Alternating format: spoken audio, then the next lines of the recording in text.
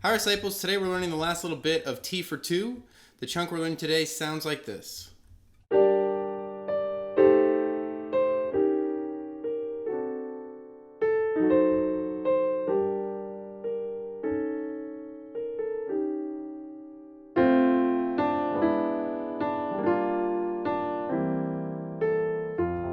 And I'm going to actually end on that F chord, even though there's some other stuff going on, which I'll show you. It kind of depends on where you are in the song, because it usually repeats from there. So there's like an ending version, and there's like a, hey, you're going to repeat this version.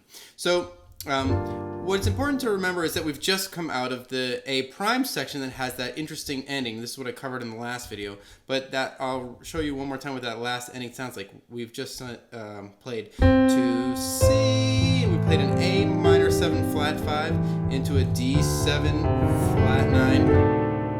All right. Anything there. And then you're going to move into this. So the melody, we will raise a family, we, is up here on this high D. So I'm going to recommend that you play that G minor, the first chord in this C section. C section.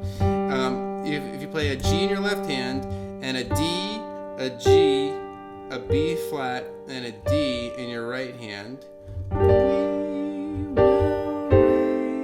and think about having your left hand just move up one white note to an A for the, we're moving to the A minor 7 flat 5 chord here. And think about your right hand contracting in. So the 2 stays where it is on a G, but your thumb moves up to an E flat. You still have that G. You move from this B flat down to an A, and you move from a D down to a C. So that first move like this. Alright, there's your G minor to your A minor 7 flat 5. Then you're going to move to an E flat 7, and I'm going to actually recommend, most people, this might seem a little strange, you're going to jump your left hand all the way up to an E flat and finish the chord like this. So E flat in your left hand, D flat in sort of underneath that with your right thumb. Try to get my finger out of the way here. A G and a B flat. Family. And now what I've done is, by the chords that I'm showing you here, I'm trying to keep the melody as the highest note for the most part, and you know there can be exceptions. So you move from that E flat 7 down to just a D7, so that's a D with your left hand, and then your right thumb kind of sliding underneath to that C, an F sharp, and an A. Alright, now for this F sharp diminished 7, you can actually just use your right hand here. A boy. And so you've got an E flat, F sharp, A, C. Boy for you. And notice the melody's still at the top, so we move to a G minor. This is an inversion, so I've got a D, a G, and a B flat. A girl for me. Now, you'll notice that the chord that's written is an E flat. I like to play an E7 and actually an E, sort of like a sus chord, because the melody, girl for me, it sort of implies like a suspension before you get to the final chord. Okay? But I kind of mess around and see what you like. If you want to play like just straight up, you can just play the chord if you want, but I actually think it's better to do something like this. We play an E flat in your left hand, play the 7 of an E flat 7 chord, even though it's not in there, so a D flat, and an A in your right hand, and you'll kind of resolve that A down to a G. Girl for me. Then you're playing the melody, and you're getting this nice, like the suspension that I think is intended by the composition. Girl for me. Then you move on to the next line, that F6 over an A. And here's how I'm going to recommend you play this, actually, is to not worry about the 6 part of the F6 and just play the melody. Can't you see? That's the melody. Can't you see? F, D, E. But if you play like this, so you kind of are playing like an F chord. I mean, you are playing an F chord. A, C, and F. It's an inversion of an F chord. And you'll notice that it says F6 over an A. That means they really want the A to be in the bass. So it's the lowest note of the chord. And look, here it is. It's the lowest note. Wonderful. Can't you see? So the U of the melody takes care of that 6, the F6 that we didn't play right away. So the melody's gonna take care of that note for us. So like this, you're gonna say can't, and then this F is gonna become a D. And your ear's still gonna have that F lingering, so don't worry about the fact that it's not in there anymore. All right. So can't you see? Now here's how I'm gonna recommend this. Now this isn't strictly speaking a G sharp diminished 7. G sharp to 7 diminished 7 is here, but we have that F still lingering. So I think you can get away with playing this like this. So you've got a G sharp, B, D, and an E, and this is still covering the melody too. So this E is actually going to go away in a second. So here, let's back up a little bit. Can't you see how? So I'm taking that E out for the how. How, hap. As soon as I get to hap, I'm in a G minor 7 chord. The F part of that chord is the highest note, so that's the melody.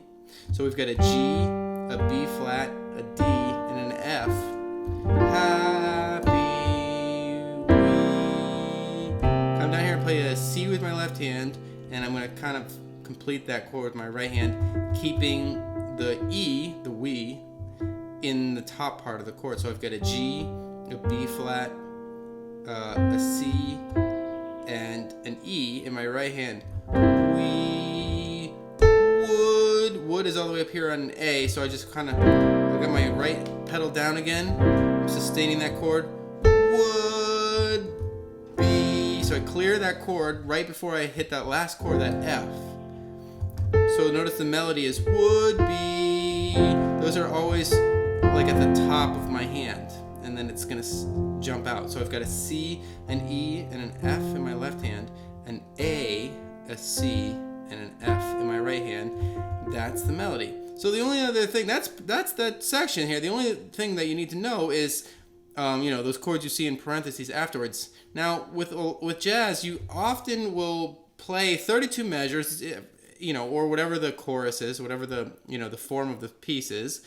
You play 32 or get to the end of that section, and then you repeat it over, and then every time you repeat, there's like different people will take solos or whatever, and you still kind of want to hear the melody in your head when you do that. But if you're going to go back to the top, you kind of want to signal to the other musicians, hey, we're not finished with the piece yet. Or you want to signal to the listener, we're not finished with the piece yet. We kind of want to start this whole thing over again. So in that case, there are this sort of set of chords that really helps the listener get set to hear it again. So let me show you what's written there. So I'll play the last line again. Can't you see how happy we would be?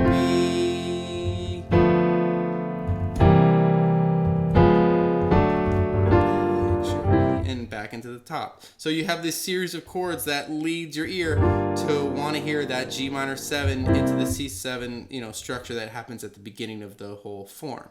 All right, so let me show you what those chords are, just so you know how to do them if you want to be able to do that. So you've just played, so happy we would be. So you've got that F chord, and then you need a D minor 6. So I'm not doing anything fancy here. I'm just literally playing the D minor 6 in root inversion.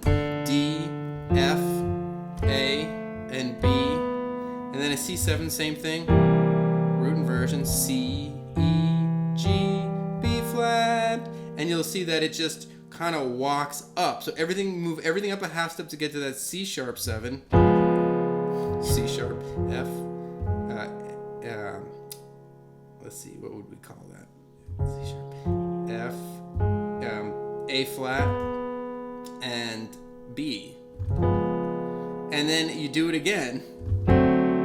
So there's your D7, D, F sharp, A, and C.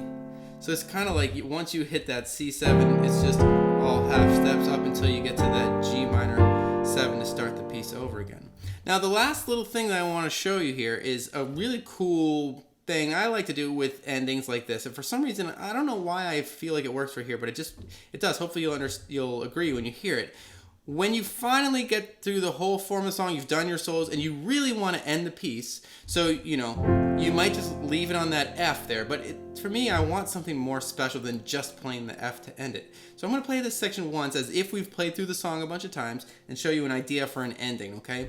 So it starts with, "We will raise a family, a boy for you and a girl for me.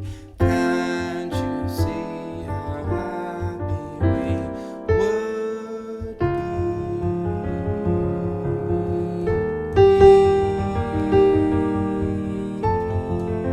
And of course, I messed that up. But you have this almost like movie epic thing where the listener knows everything is saying, hey, you're going to hear that F chord at the end there. But if you walk down 3 whole steps from the target of your F, so there's your 3 whole steps. So we'll call it a D flat. And if you play a major chord on that root,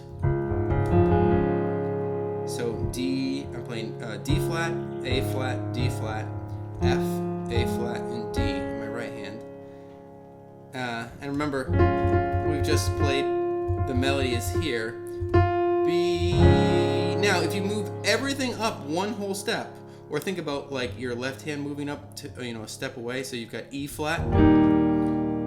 So E flat, B flat, E flat in your left hand, G, B flat, E flat in your right hand.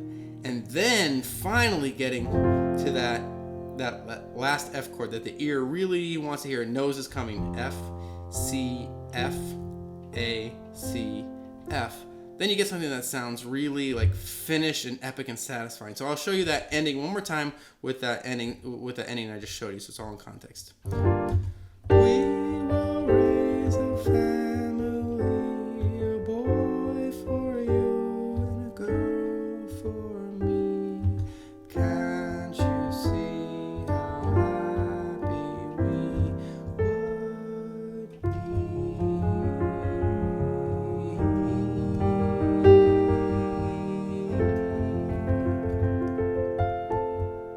It has it's a little bit soapy, so decide if that's the sound you like, but there you go. A nice little trick to have a more final, epic ending sound to your T for 2. Hope that helps, and I'll see you in the next one.